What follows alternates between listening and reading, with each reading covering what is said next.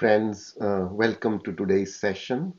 We shall begin in a couple of minutes' time.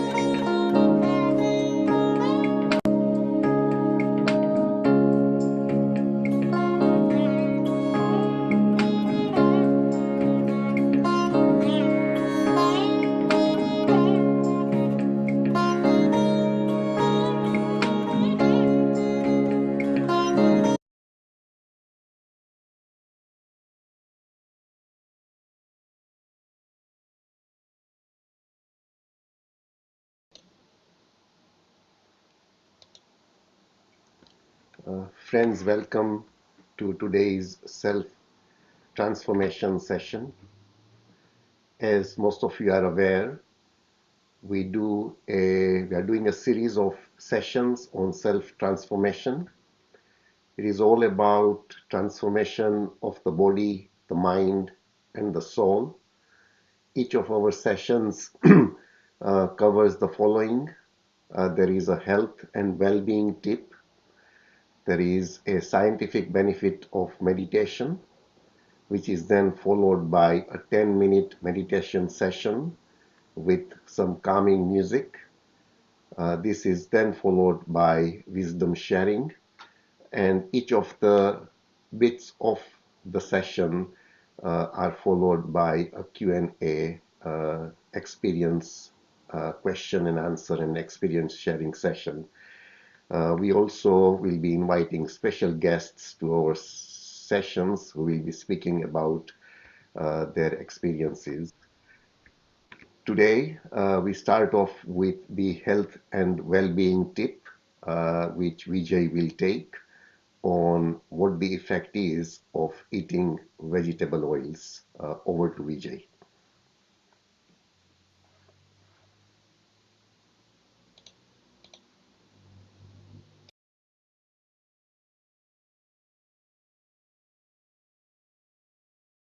Welcome to Self-Transformation. Today we will see about vegetable oils, and how vegetable oil kills.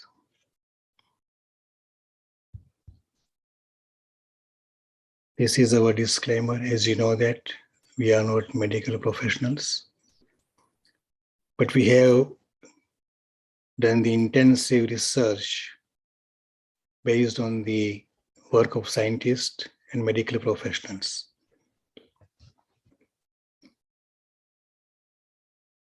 At the turn of century or 20th century, an American journalist wrote an article in a monthly magazine called Popular Science.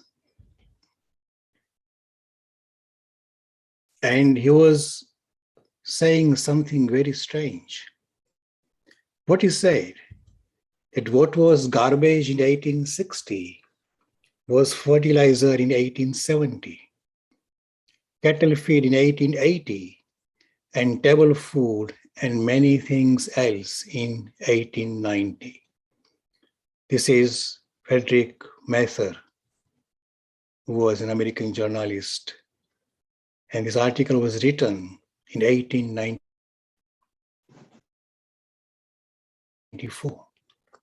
So what was the garbage that has ended up on our dining table?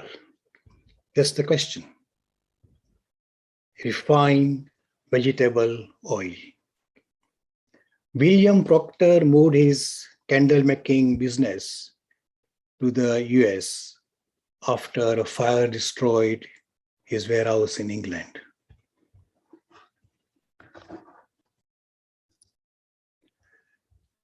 James Gamble left Ireland for the US during the Great Potato Famine and became a soap manufacturer in the United States.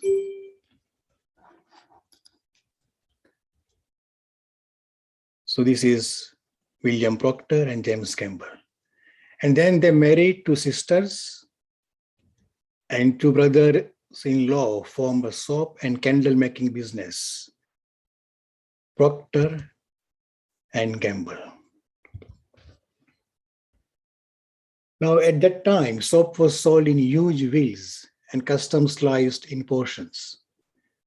Procter and Gamble decided to wrap them individually, and to reduce the cost, they used palm and coconut oil instead of animal fats, and gave the name Ivory from the Psalm 45:8 from Bible to this first ever floating soap.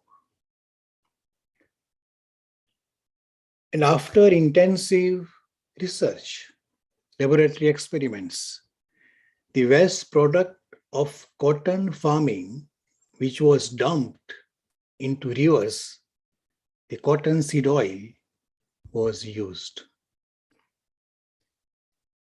A German scientist came to their help, Edwin Kaiser. He developed a process to create solid fat from liquid. Through this process, Procter and Gamble produced a new creamy white substance from cottonseed oil that looked like the popular cooking fat of the day, lard. Edwin Kaiser said that this creation is of the greatest possible importance to soap manufacturers.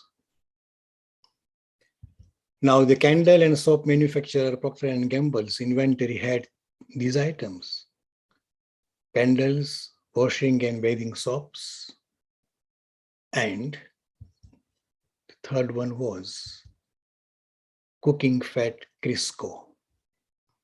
Edwin Kaiser, the German chemist who invented this lard-like substance, called this of the greatest possible importance to soap manufacturers.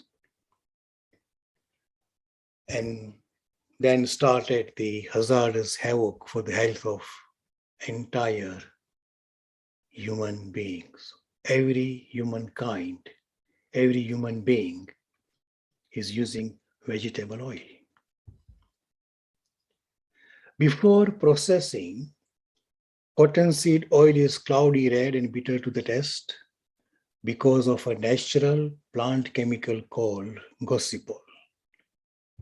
It is used today in China as male birth control.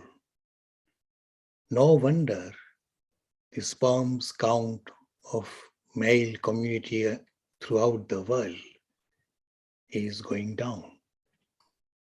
In 1950s, seed oils in paint and plastics began to become replaced with petroleum derivatives, and the industry fell into crisis.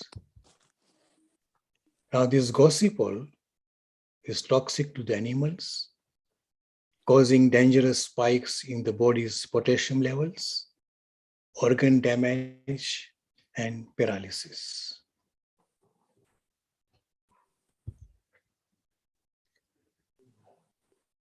When the industry fell into crisis, in response, the industry decided to move these seed oils into the food market, out from paint and plastic market into the food market. The industry claimed that these oils were healthy and unsaturated fats were actually essentials. And then Procter and Gamble donated $1.5 million to the American Heart Association that triggered the war on saturated fats, establishing Crisco as heart healthy. Various medical agencies, including NHS and FDA, they advise to eat refined vegetable oils. You can check there on their websites.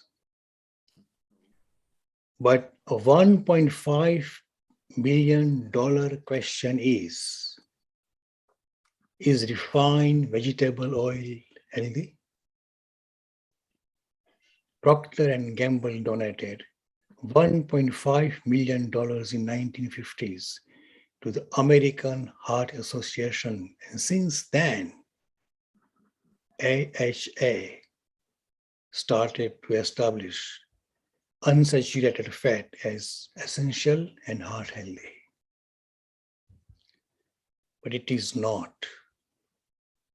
Why not? Refined vegetable oil is the third oils. They downregulate metabolism and cause all these diseases. And all this is scientifically and clinically proven. Cardiovascular disease, cancer, arthritis, interference with blood sugar causing diabetes, obesity, inflammatory bowel disease, vitamin E deficiency, shorter lifespan, low testosterone, blocked thyroid, psychotic disorders, dementia. Refined vegetable oil is the third most risk factor of death. Severe obesity, 93%, heavy smoking, 80%, and then comes vegetable oil, 62%. Eating vegetable oil is 12 to 20 times deadlier than physical inactivity and heavy drinking. Each additional teaspoon of vegetable oil you consume could increase your risk of death as much as smoking 2 cigarettes. And we always, sometimes, not always, but we sometimes go to restaurants and we like to have some Indian curry or Thai curry or any food, or even Chinese food, noodles and pastas, Italian food, anything. But when we eat those takeaways or inside the restaurant, what happens? One dish of curry at your restaurant has 4 tablespoons of vegetable oil. This is a minimum. Eating one such restaurant meal is equal to smoking 20 cigarettes in one sitting. If you go to Surat, it's a part of India, in Gujarat, and they make an item called undiyu, which is all the mixed vegetables. Oil actually floats on their vegetable curry. 4 tablespoons of vegetable oil is equal to smoking 20 cigarettes in one sitting. Smoking kills, and so does vegetable oil. Next week, we will see scientifically and clinically proven records and experiments and research and findings. They say that vegetable oil is detrimental to our health. It causes so many diseases, just like smoking cigarettes, plus there are other diseases caused by vegetable oil. We will see them next time. Thank you very much. Now, Dinesh would. So can I ask first if I can ask a question regarding vegetable oils? So what do you sort of use in your day-to-day cooking if you don't use vegetable oils? What are the options? Yes, we will see all the details next week. But since you ask, the best oil to use in our cooking is coconut oil, Okay. cold pressed coconut oil. And we will see why such oils like coconut oils are important for our health and why they are not detrimental to our health. Second option is ghee, the clarified butter as well. But we will see next time in full details with the scientific research and backup. So what to use and why the other oils should not be used. The other question was why uh, are these oils called vegetable oils when they are not really from vegetables, they are actually from seeds? So, is there a reason why the industry is calling it vegetable oils? The seeds are from uh, plant Okay, trees. That's why. And actually, it misguides us. Like when we say the vegetables are healthy, so we always think that anything coming out from vegetables must be healthy. But we will also see that when we actually eat any kind of refined oil, sunflower, sesame, palm oil, soybean oil, any oil, we will see that how many chemicals like bleach they add into the process. We will see that next time. okay. Thank you. I will now share my screen and we will go into the benefits of meditation.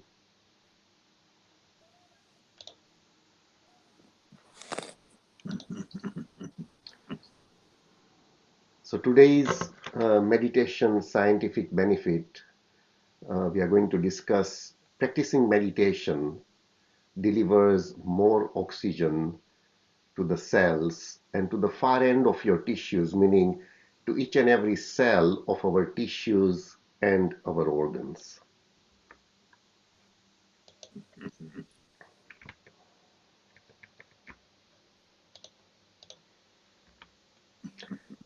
So first of all, let's break our breathing pattern. When we break the breathing pattern, those spine 175 neurons in the pre-Bot-C complex of our brainstem inform our brain's control center that something has changed. So our brain becomes alert to the new situation. This breaks the flow and we are ready either to react or to respond to the new situation. To break the breathing pattern. Now take a few deep breaths slowly. So deep and full belly breathing, and when you exhale, slow and long.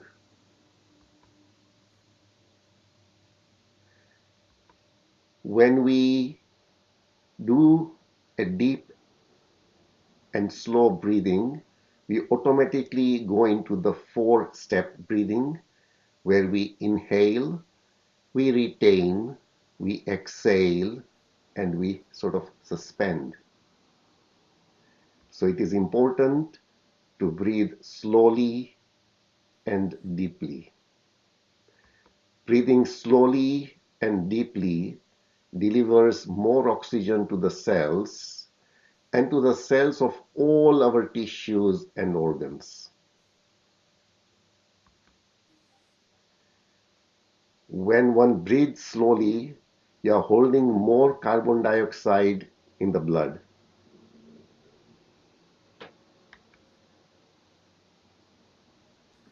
Its presence causes hemoglobin to release oxygen to the cells.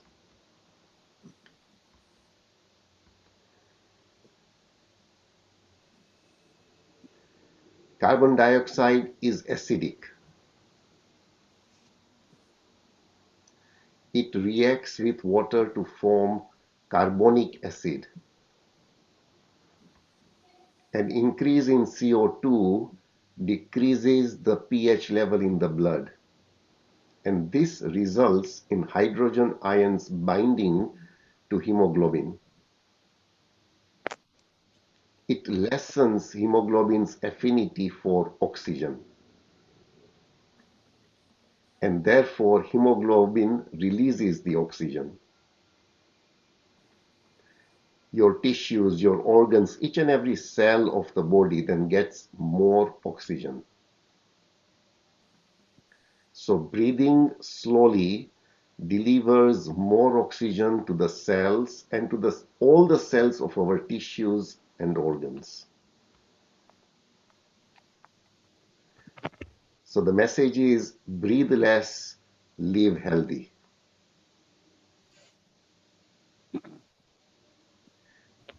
Meditation is focusing on a singular point, and by doing that, it delivers more oxygen by slowing down our breathing. Meditation means to be in the present, in the here and now, to focus on a singular point. So meditation achieves the four-step breathing to live longer and healthier. It enhances the production of the miracle molecule nitric oxide. It helps in fatigue, anxiety, depression, and stress. It trains the 175 neurons to wait and watch. It deactivates the two genetic markers CDH9 and DHX1. It teaches us to respond and not react. It controls the release of hormones, and it focuses on a singular point. Meditation is not a religious practice. It is all about seizing the moment. Meditation is all about you. It is all about you to be in the here and now. No past impressions, no future anxieties, just the present. Because we only live in the present. The past has gone. The future only arrives as the present. Meditation, we have 1,440 minutes in the day. Spare only 10 minutes a day to tune with yourself, anywhere, anytime. So what is the practice? Please sit or lie in a comfortable position. Close your eyes. Interlock your fingers to circulate energy. You can focus on any singular point, on the center of your forehead or any fingertip or on your nostrils. Focusing on your breath is easier to start with. Focus your mind on the nostrils when you breathe in and you breathe out. Do not roll your eyeballs towards your nostrils. If your mind wanders somewhere, bring it back to your nostrils to observe your breath. Do not try to breathe deeply, just breathe naturally. Your breathing will automatically slow down. Keep observing your breaths. We will now do a 10-minute meditation whilst listening to some calming music.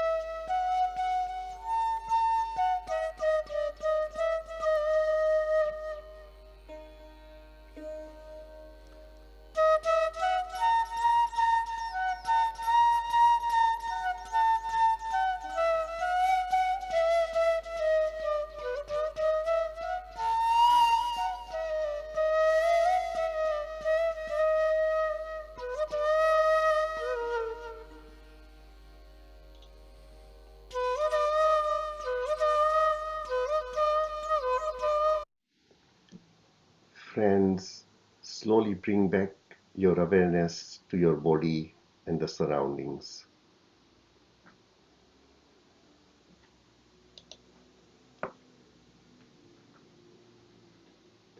We will now go to the final wisdom sharing session. Today's topic is You are the source of all your moods, and Vijay will take the wisdom sharing session. Before that, Dinesh, there is a question. Yes.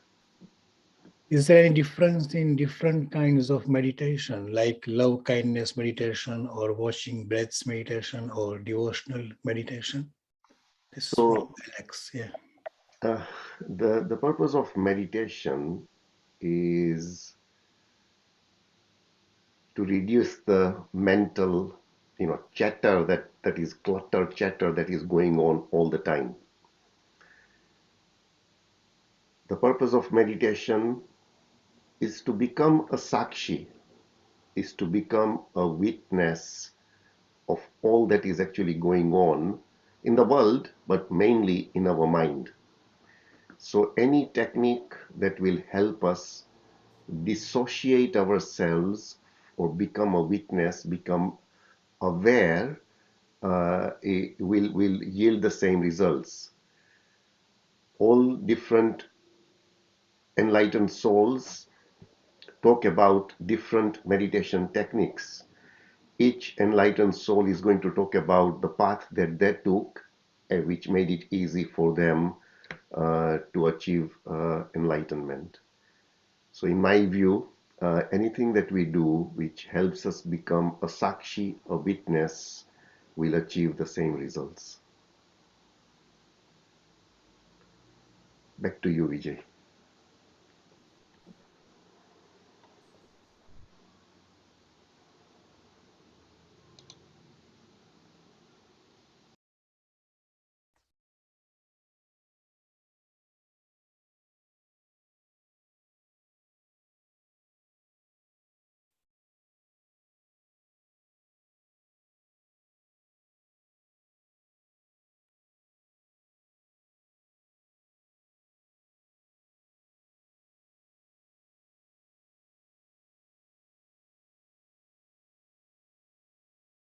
It's from Sakshi Upanishad.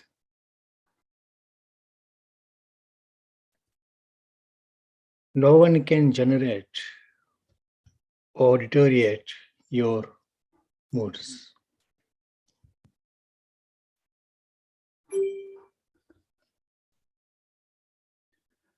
Because no one is the cause in creating your moods. You are the source of all your moods. It is you who turns that mirage into manifestation. The cause is always elusive because there is no other.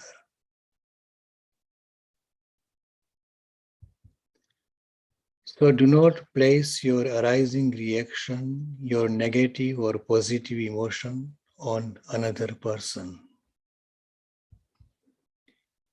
Ignore the other person as there is no other. Observe your arising mood from the very moment it appears. It will shy away. Or ignore your arising mood altogether. Just go within. Remain centered by concentrating on the center of your forehead or watch your breaths. You will be a witness, the Sakshi. This was from the Sakshi Upanishad. We always have a tendency to blame somebody else for anything happens in our life. Especially we always say that this person or that person made me angry. Sometimes we become sad. Sometimes we become happy. When we see our loved ones or whatever we like, whatever we prefer, we become happy. When something goes wrong, or if we are actually nourishing jealousy towards somebody because somebody has progressed, then we become sad or even jealous or even angry.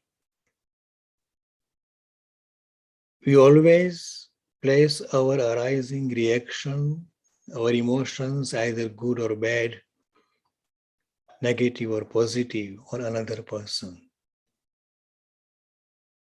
But we are the source of all our moods. An opponent came to Buddha one day and started to tell him very bad things. He swore against Buddha in the assembly. Buddha did not say anything. And after a while, that person went away. So Ananda, Buddha's disciple, asked him, "Why did you not respond or even react? That person told you so many bad things about you." Buddha said, "I did not take anything from him. So whatever he said has remained in the vacuum, in the void, in the space." And then again he said, "This is all shunya." Shunya means void. No one tells nobody good or bad things. So when we react, when we respond to either negative or positive emotions, it only means that we still consider this whole existence as many in various forms. And because of our ego, we do not want to take any responsibility or blame. We always place the result, the outcome of our moods on somebody else. In here, Upanishad says that just ignore all the moods. How do we do that?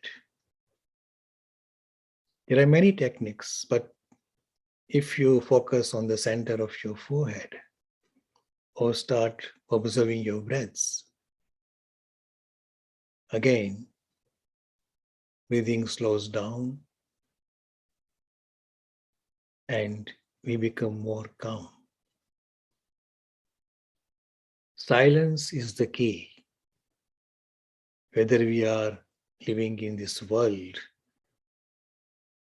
or we are doing meditation, the key is the silence. Breathing slowly brings that silence in ourselves. And by that, one becomes witness. Spirituality is very easy. We do not have to do anything else apart from just to become silent, just to become witness, just to observe everything and do not participate. This was from Sakshi Upanishad.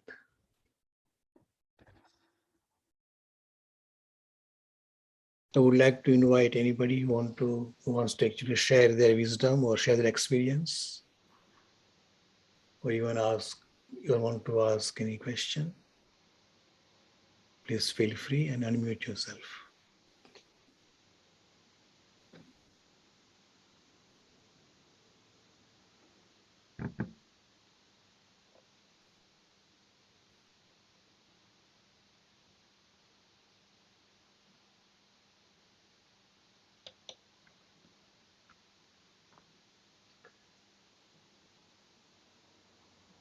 Thank you, everyone, for attending today's session. Next week, we will be continuing the self-transformation series. The three topics that we are going to cover next week is one, we will continue with the reasoning, the scientific experiments on why vegetable oils actually kill us. Second, we will look at meditation and how that actually creates new blood vessels and actually creates bypass in our arterial system. And the third thing we will cover in the wisdom sharing is I want to start discussing about what we learned as a monk. We were monks, sadhus for 14 years, and the first point that I will be covering is, where is God? We are looking for God everywhere. We are looking for God in an image. We are looking for God in a place of pilgrimage. We are looking for God in a place of worship, a temple, a synagogue, a mosque, or a church. And sometimes we look for God in enlightened souls. So where should we really be looking for God? Where is God? Does God exist? From the 14 years of experience as a sadhu, I will take that topic as part of the wisdom sharing session. So, sorry, there is a there is a question from Urvashi. You said you were a sadhu. Yes, I was a sadhu for 14 years, and so was Vijay. Both of us took Diksha in 1981, and we left in 1995. So we'll be talking about the experiences that we have had from a spiritual perspective, from an organizational perspective, the differences between spirituality, pure spirituality and religion, the differences between pure spirituality and a cult. So, all of various experiences that we had in our 14-year journey as a sadhu.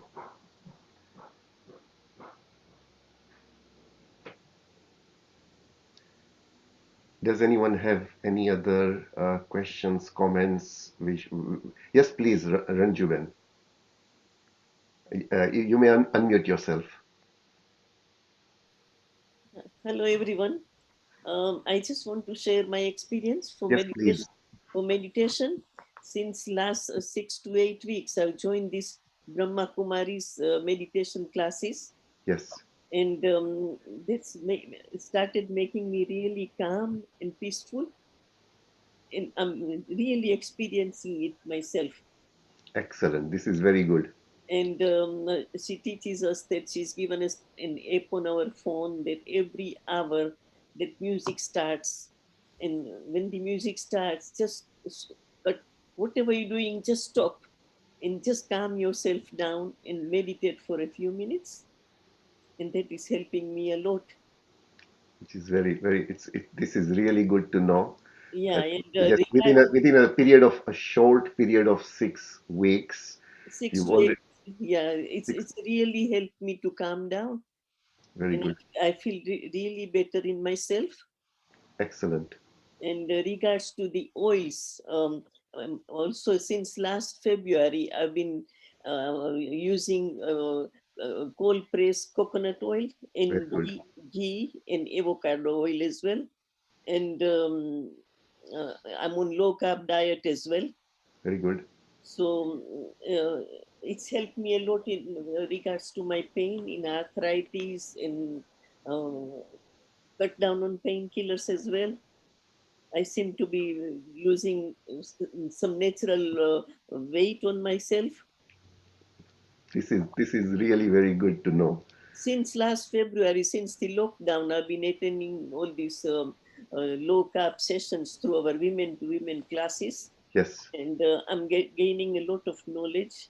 And I Very don't good. know, Panna Ben, she's the one who sent us this link. Yes. She is helping us a lot for going all attending all these classes. So And I gained a lot from that. very good. So it is very good to know that just stopping vegetable oils, and I assume when you say low carb, I assume you mean you are following you're not taking in refined carbohydrates. I'm not taking anything which is white, like say rice, pasta, potatoes, all the underground vegetables. This, yes, this, No white stuff at all. I'm just on vegetable and more protein. I'm I'm very a, I'm a vegan, and excellent. no Kellogg cereals, nothing. Just a bowl of. Eating really healthy, and just once a day I'm eating just breakfast come lunch, and then one evening dinner. No chapatis, no parathas, nothing.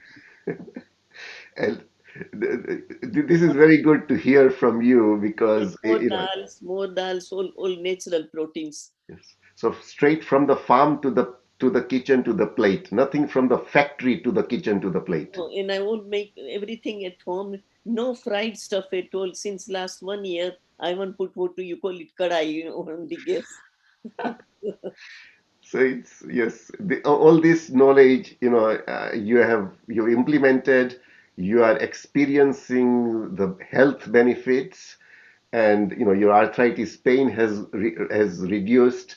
You have to take less painkillers. Painkillers, yeah, It is a clear example, yeah, as they say that we've got our genes. So genes are responsible for only 20% of our health outcomes. yeah, 80% is epigenetics, yeah, and that 80% is our lifestyle. yeah, And one of the factors of our lifestyle is the food that we consume. And that's if right. we make small changes, and which are which is not difficult to make. You've been able to make these changes and you are experiencing all these benefits, and there are small changes. If all of us make, then it will actually make us much, much healthier, less dependence on drugs. Yeah, and I'm pure vegan. Just eat just fresh fruit, and Very I good, make my own cereal from the all the seeds, very good, and plenty of plain yogurt, and eating all the natural food. very good. So it is really very good. I hope you But can also spread the message to all the ones that you come in contact with, that these are the benefits that you are experiencing. no, we attend this class once a month. And this retired nurse, she is an English lady, and she gives us all this knowledge. Very good, Once a month we have this class in the evening, so we're gaining a lot from it, and I'm concentrating, and it has helped me a lot. So I'm just telling from my own experience. excellent.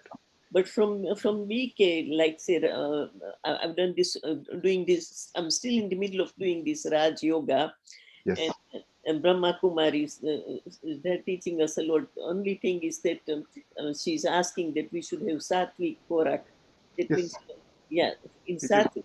The Sattvic Korak is onions and garlic, which I've been taking all my life. So that's one thing I need to stop. And that's a little bit difficult because in all our Indian curries we use onions and garlic as a gravy. So I'm slowly trying to cut down on that. Very good. The Vijay, rice, you wanted to say something? no rice Since, alone. Yeah, since Ranjuben mentioned about the benefit within 6 to 8 weeks of meditation, yeah, as we know that scientifically proven with the MRI scans of brain that if we practice this kind of meditation 10 minutes a day, within 8 weeks, our gray matter in our brain changes. And this is scientifically proven fact by some scientists in the US, and they have taken these MRI scans of brain to prove it. So as Anjuman has mentioned, that she is right, that she is feeling the good experience of meditation within 6 to 8 weeks, because her brain chemistry is already started to change. yeah. Every hour I'm just stopping and just doing this meditation for a few minutes, and this really helping me to calm down and started taking things in a positive way. Just let go of things. So that's a good experience. Very good. And I'm doing 4 sessions of yoga on the Zoom. So 6 hours of yoga, deep breathing, and all these stretches. The pandemic has been quite bad for the whole world, but there are some positive things that No, have come out of it. I'm taking it in a very positive. In your own home, in your own house, you can do all these exercises, and you don't feel as if I don't feel as if I'm on my own. I'm with people all day round, doing Very these good. sessions. So in this we are also vegan. We changed our lifestyle in January 2019, and since then, all of us have had various opportunities. I work for Deloitte. I'm a senior director there. I get a lot of opportunities to speak about health and well-being sessions. I've done quite a few TED Talks. So in this self-transformation series, we are going to actually cover all the various benefits of being a plant-based, having a focus on plant-based diet. But our sessions are also going to cover, because well-being and holistic health is not just food. Food obviously plays a major part, but we are going to cover everything else, including moving, including meditation, sleep, breathing, etc. So just one tip a week, and if people can sort of think about it, start making small changes as you have, then it is going to lead to major transformation of our bodies, of our minds, and of our souls. And especially this oil, I'm just using coconut oil for cooking, and it's slightly a bit on the sweet side, but we are just used to that taste. Good, very good. Yeah. Does anyone else have any other observations or experiences that they would like to share? And also ghee, they say that ghee is really good for you. So I only make either use Patanjali ghee, or make ghee from country life butter, which is those cows are fed on Grass. grass. That's the only one I'm using. Ghee is, as per Ayurveda, is very, very beneficial, and it has got omega 3s, so it really helps with inflammation, and it has Yeah, got but the butter they advise only to use the country life butter. It's fed on grass. So that's the knowledge I have. good, very good. So thank you, everyone. We'll be posting next week's session on the WhatsApp group. Please feel free to share this with as many people, as many of your contacts and groups that you are part of. And this is all just wisdom sharing, experience sharing sessions, which we have no other conflict, we have no other intention. Knowledge is power, and we are not making anything out of this. We just want to share all the benefits that we are experiencing to as wide an audience as possible. Thank you, everyone. Thank you very much, and see you Thank next you. time. Thank you. Namaste, everybody. Thank you. Om Shanti. Om Shanti.